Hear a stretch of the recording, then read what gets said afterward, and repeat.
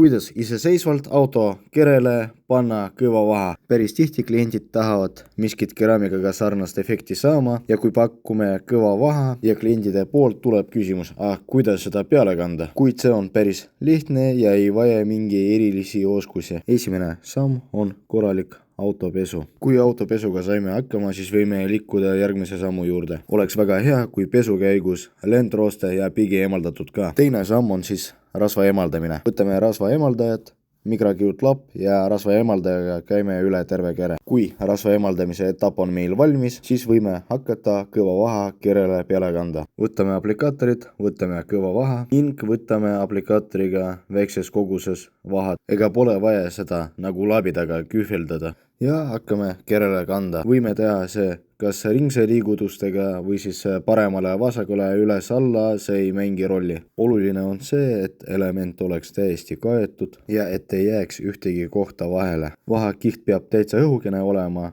pole mõtet seda paksult panna, kuna see teeb midagi paremaks ja hiljem endal raskem seda maha poleerida. Nii et ei ole vaja endale tööd raskemaks teha ja niisama toote kuluma.